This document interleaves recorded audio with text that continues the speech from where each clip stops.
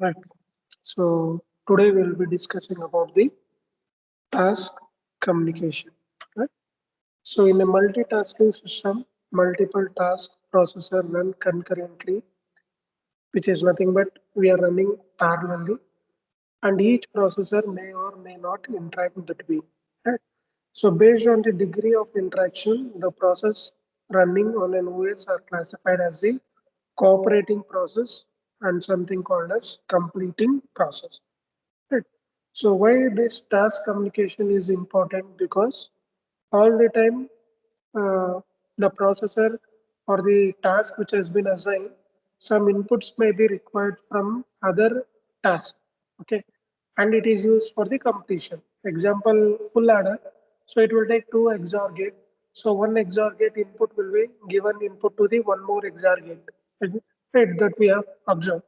So we will be calling it as cooperating process. So communication, why it is important? Because to enhance the result, right? The efficiency will be increased. Why? Because we are not running programming sequentially, we are running programming the parallelly, right? Which is concurrently, right? And when you are running concurrently, then you need to be aware of all the things, right? So at the end, we need to observe that whether our information is communicated properly or not. That is the most important priority which we have to observe. That is why, based on the degree of interaction, the processes running on an OS are classified as a cooperating process. One process requires the input from other process to complete its execution. That is what we were discussing. But completing process, the completing process do not share anything among themselves, but they use or but they share the system resources. Okay, so that is also one part. The competing processes compete for the system resources such as file display and other things. Right. So when you are displaying the things, when you are interfacing the things, so for those process command is important. Right. It is not that you are getting information from that anything. Right. It is of that kind of a thing which is trying to explain here. Cooperating processes exchange information and communicate through the following method. First method we call it as a cooperation through sharing and cooperation through communication. The cooperating through sharing is the process exchange data between some shared resources. Can you tell any one of the example of the shared resources? The shared resources example will be something like memory, right? Something like a display kind of a thing, right?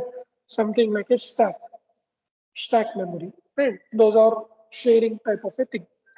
Cooperation through communication, no data is shared between the process, but they communicate for the synchronization. This is also one of the feature of the task mechanism, right?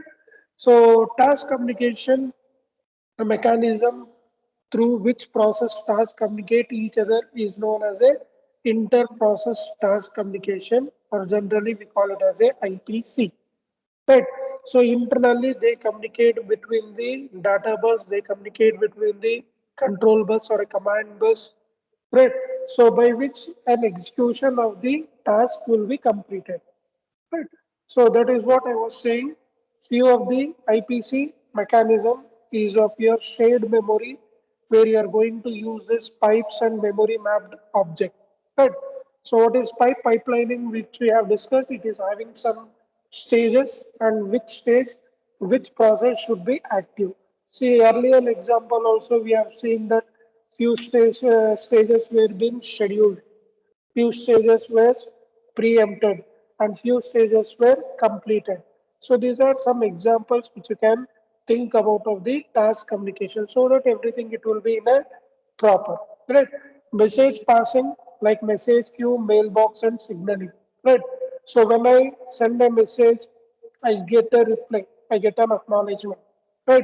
So there will be a command, right? So usually you take conversation in the mobile or the telephone. Telephone, it is very rare you will find now. Communication when you are starting, you are started with a command hello, right? So now hello when you listen or when the receiver or the other person listen you. So you are trying to communicate something to you. So he will give a response with a hello, right? That is a feedback hello, which we will call, right? So like this, your conversation will begin. Okay. So which conversation should be in which type? Like something network goes off. So you should give a get a message that connection re-establishment or connection has been lost, need to connect. So those are the kind of message passing which you need to do in this task communication. Remote procedure calls and sockets. So how you are going to remotely connect to other people through these procedure calls and the sockets. Right. So he's taking an example of a shared memory. So as earlier I discussed, there is a process one and process two. It is having a common memory. See, we cannot have different memory for each process. Then your cost will be very high. But we need to optimize everything. We need to have the best resources possible to enhance the performance and efficiency. See, buying a memory or having a memory for each process is not so difficult, but the cost will be a factor, right? So those all things, compactness and everything, it is a vital parameter for the embedded devices. That is a common thing which you can observe.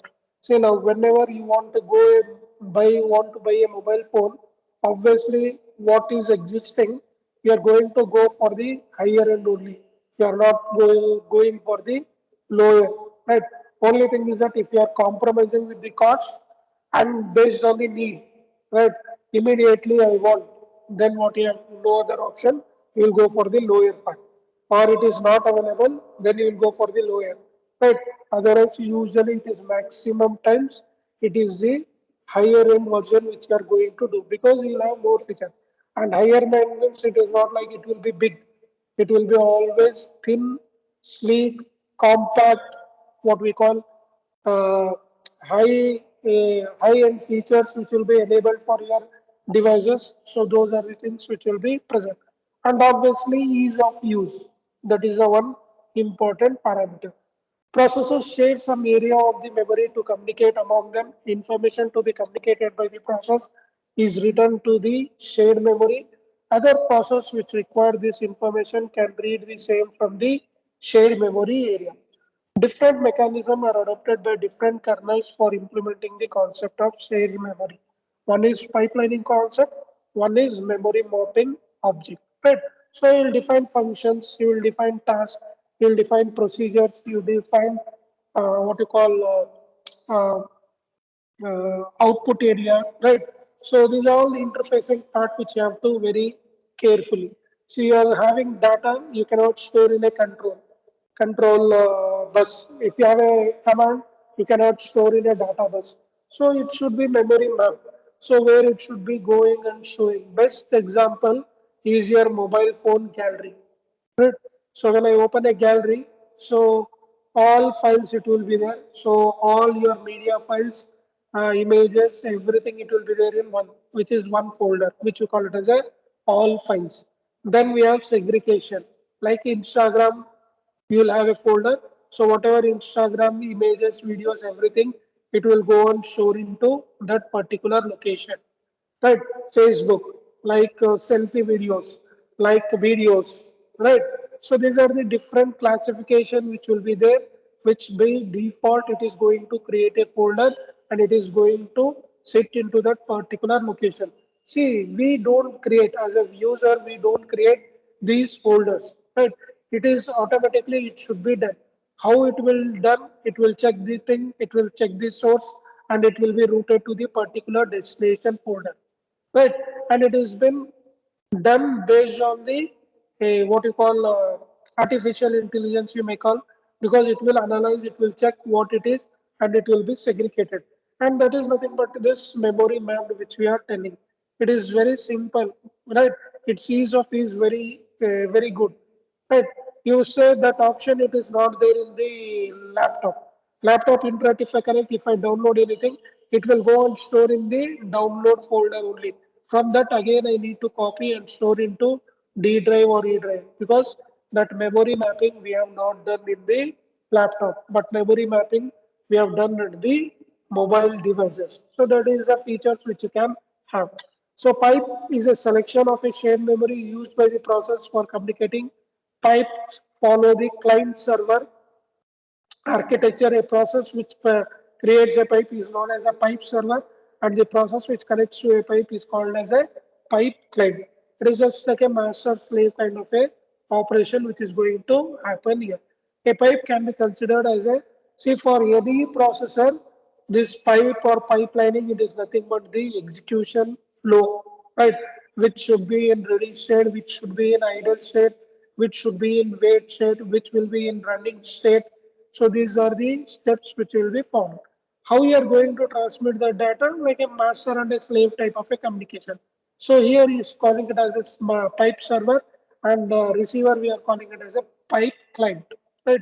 That is the one example which you can have. See your process one, right? Pipe named unnamed, process two, read. So these are the concept which you can observe. A unidirectional pipe allows the process connecting at one end of the pipe to write the pipe, and the process connected to the other end of the to read the pipe, so that it will be very easy what we need to write and what we need to read. Right, whereas the bidirectional pipe allows both reading and writing at a one end, because they wanted to reduce the hardware concept. The implementation of pipes in OS is done in two ways. One is anonymous pipes, one is named pipes. Anonymous pipes are unnamed unidirectional, used for data transfer between the process. Named pipe is a unidirectional or a bidirectional for data exchange between the process, because I will be knowing every time when I ask you to fill a Google form, so I will collect the username, mail IDs and all those stuff, so that I will come to know who is doing and who is not. See, one best example is that for your IA, I'm asked you to submit your turn in you should do. Right. So one more way is that you need to send me a mail. Right. So when you are sending a mail, so the one who has written the answer should mail me that copy. Right. Suppose you are not able to make a copy or send a copy to me, then what you will do? You will ask your friend to do. Right. So your friend will send the mail to me. Then what happens? From one mail ID, I am receiving two PDF. One is his and one is yours. Okay. Then what happens? I will be in a dilemma. Why is sending that X person student by this person? Right. So all sort of things will come. Then I should clearly ask that particular student why you didn't send, why your friend has sent. Okay. Then, sir, I'm not able to do that. Is why I have sent you. So when you are doing that, you need to intimate to us so that we'll come to know. Right? If you don't intimate to us, then different things will be rising there. So there will be very doubtful kind of a thing which will be there. Right? Usually it has not happened, but sometimes also, sir, we have done hand in, but it is not received. Some people will forget sending the mail by evening or by next day they will be sending the response. So we need to observe all these parameters and you need to go forward. Right. So that is why we have these two types, anonymous pipes and the named pipes, right? Which will be who is sending, who is receiving, everything. It will be very clear. Right. Then we have said as memory mapping object is a shared memory technique adopted by certain real-time operating system for allocating a shared block of memory which can be accessed by the multiple access simultaneously. Right. So if you assign processor, the processor will assign all the process uniformity, checking all the parameters. Okay. And he will be knowing, because it is just like a faculty. See, I am a faculty, I will be aware of everything. Right. Who is sending mail, who has sent mail, what time you are sending mail, what type of data you are sending, everything it will be recorded and it will be observed. Right. And if any problem occurs, so we need to identify where that problem arises. Then we need to identify, because for everyone there is a separate thing which has been allocated. Right. But memory mapping, if we are not doing, then if somebody comes, if they raise any question, I'll be not in a position to solve their issue because I am already servicing to other. So always it is a processor or a faculty is giving services to one person, So obviously other person need to wait because I need to complete my task. In between, I cannot answer for everyone. Okay, I can hear only one at a time. That is a thing which is it. It is same like a memory also. The processor also. Processor gives services to all the processes. Sufficient time should be allocated for each of this process, and their start time and the end time should be properly known. Then only you can have a successful embedded system which will do efficiently, right? That is what I can discuss or I can share with you. In this approach, a mapping object is created and a physical storage for it is reserved and committed. A process can map the entire committed physical area or a block of it is to the virtual address. Okay, address space. All read-write operation to this virtual address space by a process is directed to its committed physical area. Any process which wants to share data with other processes can map physical memory area to the of the mapped object to its virtual thing for a thing. Example is the timetable, right? So from Monday onwards, students can come to the campus. That is a circular which has been posted. But you have not received the timetable. So where you are going to come and sit here, which classroom you are going to go. So obviously when you don't receive any timetable, it is knowing that previously in which class you were going and sitting, definitely you will go and sit into that place only. This might be happen when you are changing from first year to second year. So first year you are sitting in the right block, sorry, left block. At the second year you are coming to the department for your code. So you are sitting into the right block. So previously I was sitting in left block, I will go and sit there. So they will take classes for the second year there only. It is not like that, right? So they will give a timetable, everything it will be mapped.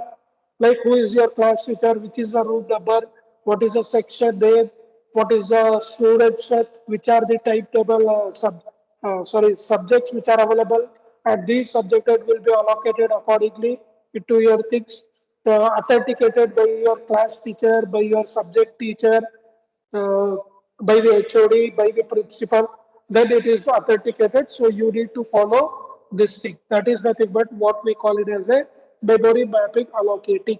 Now this I am speaking with respect to the timetable. Now memory mapping, it will be there with the devices also. Like example washing machine if I take, so whether if I switch on whether motor will be running, so it will check for the water, it will check for the clothes, uh, clothes and everything. It will check for the liquid and everything. If it is sufficiently fulfilled, then your motor, if a door is open or closed, so all these parameters it will check, then it will start. It is not going to start as and when I just switch on. Right. So when you do all these things properly, then within 20 or 15 minutes, your output will be present. Right. Because that is a process which you are going to do by using this memory mapping. That is why this memory mapping plays an important role for your response time. So when you do everything correctly, your response also you will get properly.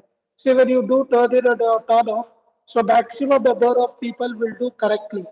Only around 3 to 4 people will do it correctly. So what we have to do, we have to call them and we have to tell that you submit it by through the tips or through the mail or whichever it is possible, we will do that because that is the one authentication which will be present, right? So this is a usage or advantage of having a memory map, right? Then message passing, as I said, message passing is a synchronous information exchange mechanism used for interface. The major difference between the shared memory and message passing technique is that through shared memory, lots of data can be shared, whereas the limited amount of information data is passed through the message passing. Message passing is relatively fast and free from the synchronization overhead. Example of this one is message queue, mailbox, and signaling. So message queue is a first in, first out queue which stores the messages temporarily in the system defined memory object to pass to the desired process. Right? So it will keep it for temporarily, pass on the information. then delete. That is what we do. Right. So when our task is completed, we don't require that messages. Right. So for your next third IA, it is there from August 3rd. So when I put a timetable till your exam lasts, you will keep the timetable, right? Test timetable, IA timetable. After your IA is completed, what you will do? You will delete it or you will remove it. Why? Because it is not needed. For temporarily, it is required. Rest of the time, it is not required. So you are using temporarily for passing this information, right? So messages are sent and received through send and receive method. Send name of the process to which the message is to be sent. Message a receive name of the process from which the message is to be received. Then you have a message. So when you are sending, you should know for who we are sending, and you should require what is the data. When you are receiving, obviously you will receive a data, and who is sending the data also should be known. The implementation of the message queue send and receive method are of the kernel dependent. Right. So you can see process one, you are sending a message queue receive message from the process two. So one time you are sending a message and one time you are receiving a message for a different process. And this process it is done through the queue. Right. So one time it will be receiving, one time it will be sending. That is what he is trying to tell. A thread which wants to communicate with another thread posts the message of the system message queue. The message mechanism is classified into synchronous and asynchronous based on the behavioral. With synchronous type, everything a return value will be there. Sorry, the synchronous type. In the synchronous value, there won't be any return value present. So that is one example which is present. Next comes your mailbox. So everyone will use a mailbox, right? So you require a mailbox server, you require a mailbox client, you require a email ID, you require a compose kind of a thing, you require a internet, you require a content, and everything you fill, you submit, it will reach to the destination. So how it is processed? Okay. So mailbox is an alternate for the message queue and it is used in the RTOS for inter-process communication, usually for a one-way messaging. The task thread which wants to send a message to other task threads creates a mailbox for posting the messages. The threads are, which are interested in receiving the messages posted to the mailbox by the mailbox creator, thread can subscribe to the mailbox. See, everyone is going for this WhatsApp and everything. But WhatsApp also it is for only for the limited 250 people maximum they will go. So what they did, they invented one more thing which will have more number of a user. So they introduced this Telegram. But Telegram disadvantage is that you don't know who is transmitted or who is uploaded the data and all those things. The security issues is one of the biggest threat which you find in this Telegram. Otherwise, it is very good, right? But still, it is not so popular. Why? Because many people are not aware of that usage of thing. Now you observe WhatsApp, it is there for your group. Okay. Like we have 60 people, so they have created a WhatsApp group. If there are 150 or 250 plus people, like alumni group they wanted to create, so they will not create a WhatsApp group, they will create the Telegram group so that all alumni can be grouped into that value. And the storage of number of users is also very more. And there is no security protocols which will check what you are uploading or how you are uploading. So these are few examples which can be shared here. The thread which create the mailbox is known as a mailbox server. A thread which subscribes to mailbox are known as the mailbox clients. The mailbox server posts messages to the mailbox and notifies it to the client which are subscribed to the mailbox. So obviously when I'm sending a mailbox, there is an option of a given it as a subject where you are going to write what you are transmitting. Like I'm transmitting a timetable, I will write timetable. I am transmitting a IA test schedule, so I'll write IA test schedule. Right, so subject line is also an important thing because it will be known whether it is important or not. Otherwise, everyone who is uploading the data, I should download and check what it is. So it will be very easy if you write the subject line and set your data. Right, many people they will simply set. This has happened for your mini project also. Right. So they don't know how to communicate because it is a project group. So you have to create four people along with your guide. You should create a WhatsApp group and you need to circulate. And few people what they do because you are not aware of it, how it will run. Right, very project and analytics, when you receive a circular, so faculty usually will put that circular in your project group. So he will tell that what is the deadline and what you need to prepare. And when you are sending a PPT to your guide, you only send attachment or WhatsApp that PPT, only you will do. You will not tell, dear sir, you are not giving any respect or respected sir. I am sending my mini project PPT. Right. Kindly check the PPT and if any suggestions are there or any mistakes are there, let me know so that we will update.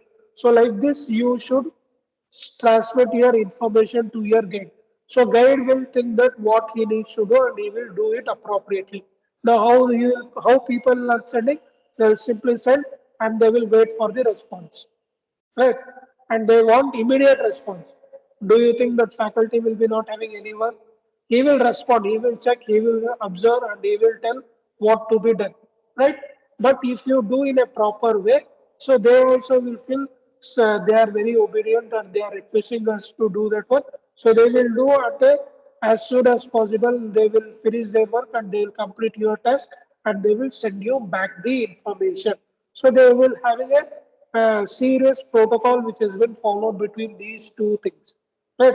But many students they are not aware about all these procedures. What they do, they will put and they will do. And when presentation come, they'll tell, so long back we have posted, but guide has not replied. So we no suggestion given. So we have done like this only. It should not be the case. So you always remember mini project, internship, presentation, and all those things. It is student responsibility, not guide responsibility. Guide is not going to get 1 rupee or is not going to get 1 marks also. You are the one who is going to face the examination.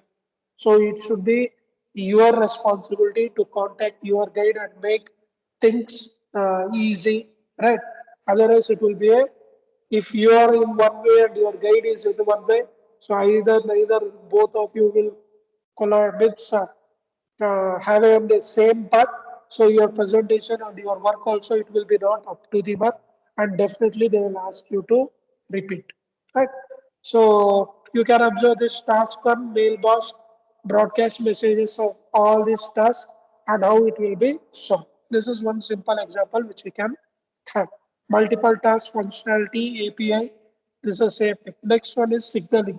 So when I make a call, we'll start with a hello. When I create a team, when I'm starting the session, I'll start with a good morning and good afternoon. And when I'm ending, it is obviously thank you. We will meet in the next session. So this is signaling part which you have to very careful. So in the washing machine example also LED will glow. This is missing, that is missing, it will intimate. Then only you are going to fulfill all the information and you will start running the program. So important parameter signaling is also one of the right. Signaling is a primitive way of communication between the process and threads.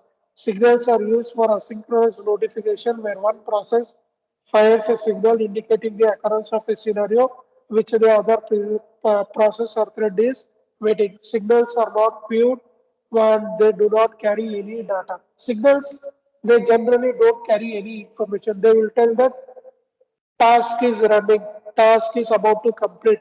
So these are some examples which we can have. Communication between the RTX, TinyOS, inter-process communication are examples of the signaling. Next comes your remote procedure calls, RPCs and sockets. Remote procedure calls is the inter-process communication mechanism used by a process to call a procedure of another process running on the same CPU or on a different CPU which is interconnected in a network. Right. So mobile, I'm having an internet. I want to connect to the laptop through Wi-Fi hotspot. I will connect, and when I browse internet onto the thing, that is the intercommunication. That is nothing but your remote procedure call which we are going to do. So it will identify the path and it will do everything. Maybe when I'm connecting, you will come to know that which are the hotspot present if I click on the Wi-Fi. So LAN, if you're connecting, it will show differently, right? So RPC is mainly, RPC is nothing but your remote procedural call is mainly used for distributed application like a client server application, right? So heterogeneously you are able to communicate process CPU and the procedure involved will be invoked by the server. Then CPU process initiate the RPC request is known as a client, right? So these are few examples which we have.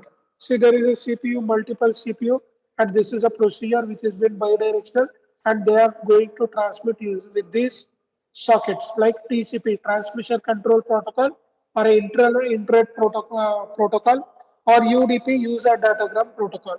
Right? These three, what is this TCP, IP, UDP?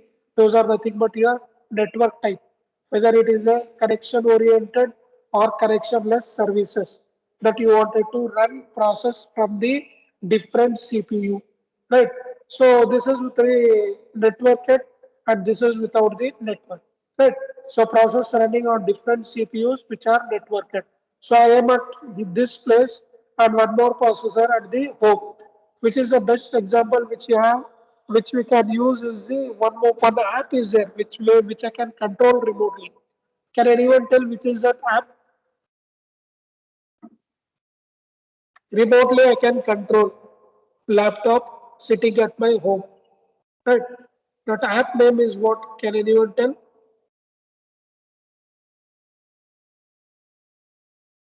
Team viewer, sir. Yes. TeamViewer is the one where you can giving commands so that I can control your laptop. Correct? That is the one thing. TeamViewer is the app which has been used by the many company people. See, companies they will install their hardware and it will be located in some far area and where you cannot go and control the things and you cannot instruct on phone you do like this and you do like this. So what they will do, they will open this team viewer, they will give control to you, and from this you are going to access that laptop and you are able to complete the task, right? Definitely, now it is not at the student level, at this college level, the team viewer is not beneficial. But at the company level, maximum number of companies are using this thing. Right. So that is nothing but your processor running on different CPUs which are networked. Or one more thing is process running on the same CPU. So we can have the different processor which can be, for example, wireless LAN connection which we can connect. Right. So these are all example which is telling interface definition language, right? Microsoft interface definition language, blocking, asynchronous type, synchronous type are all examples of what is the procedure to implement this one. One more thing is that one is security fraud. Right? So remote procedure calls when you are making, you should be given with a username and a password so that you people only will join. Right? Best example is Kahoot. So one quiz I wanted to do using this Kahoot app. So it will generate me a pin and that pin number you need to enter so that you will log in into my Kahoot game and you will take up the quiz. Minty.com also is a one app where quizzes can be done. There also you require a code because you should know for which entity you are going to enter. That is the most important or priority thing. That is why security also plays an important thing. And authentication like ID, public key, cryptography, right?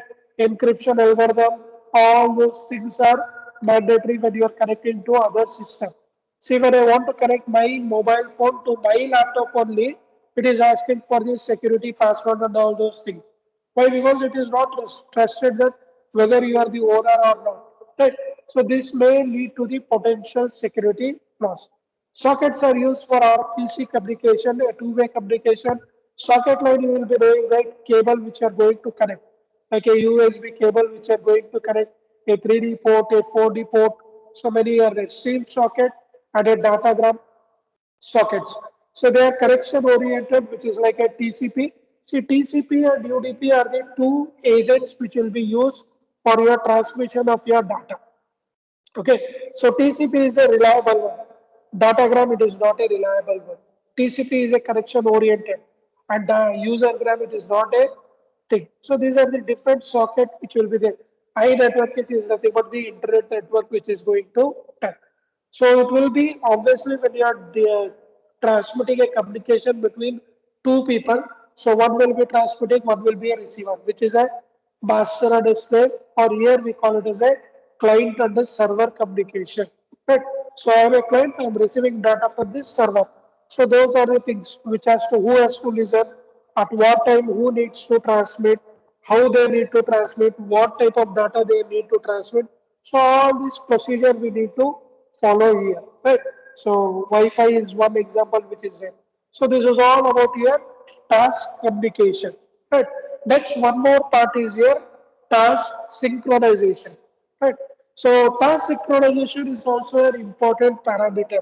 So when I'm speaking, my voice, my flow, everything, it should be at a constant rate. Sorry. If I go fast, if I go very slow, then obviously you will have a problem. That is why we call it as a task synchronization. Now, one more parameter what you have to do is that synchronization is also with respect to the data rate which you are transmitting. Okay, I have connected my LAN to this one, so there is no issue with the speed. Otherwise, if I use my mobile phone, in the lab session only we observed, sir, your video and your audio, it is not synchronized. So if it is not synchronized, what is the problem? You are not able to understand properly. I am speaking fast, images are coming slow, there is no synchronization. So what is the effect? We already know, right? So you will be understanding why synchronization is so much important. That is also one parameter so that the process will run smoothly, right? So in a multitasking environment, multiple processes run concurrently in a pseudo parallelism and share the same resources. The process communicate with each other with different IPC mechanism, including shared memory and variables. Imagine a situation where two processes try to access display hardware connected to the system of two processes try to access to the shared memory area, where one process tries to write to a memory and other process is trying to read from the memory. This would result in an unexpected results. This can be solved by making each process aware of the access shared resources either directly or indirectly. So task synchronization issues, it is also having some issues to synchronize. One issue is racing, one issue is a deadlock, right? So where that act of making process aware of the access of shared resources by each process to avoid conflicts is known as a task process synchronization. So why this synchronization is required? Because it will be running smoothly. That is what we do. See, I am doing fifth module, right? Earlier, I had given an example which module I am running, right? Then people will telling, sir, module 4, module 4, module 4. Is it or not? But I am actually doing module 5. Now, feedback was there, QCM meeting was there. So they asked which is the module sir is doing. So whoever they will be not aware what I am doing, they will just tell module 4. Whether I am doing module 4, I am doing module 5, but you are not aware of it. So every time it is mandatory for me to tell you that today I am starting with module 4, today I am starting with module 5, so that you will come to know that yes, this is module 5. Otherwise, what we have to do is that every time we should show the course outline and tell that, see, this is a topic which is present in module 5, we are doing module 5. Right? Generally, this happens when people are not regular. Okay, if you are regular, you will be able to do, right? But still, it will be they will be not aware what topics it is going. See, I have not switched from one module to one module in interruptly, right? Like one module, module one I have done, then I went to module 5, then I came to module 2. Like this, I have not done. Okay, it was constantly completed module 1, module 2, module 3, module 4, module 5. But module 1 I have taken more time, module 2 less time, module 3 average time, module 4 average time, module 5 more time. Right. So when syllabus has been read, module 1 you should complete in 10 hours. Whether I'm doing 10 hours, I may have taken 20 or 25 hours. Module 2, 10 hours I have given. I might have completed in 5 hours because there are very less number of topics. So who is able to know all these things? Okay, so committee will decide. Committee, if is from CSC background, how you will come to know how you will define these things. So obviously, the one who is experienced in that one should be given responsibility to complete how much portion should be there for the embedded system. Then only efficiently you are able to complete the task. That is one thing which I can share you. Right. So racing and deadlock is one issue. So what is this racing and what it is deadlock? We will cover in the tomorrow's session. Okay.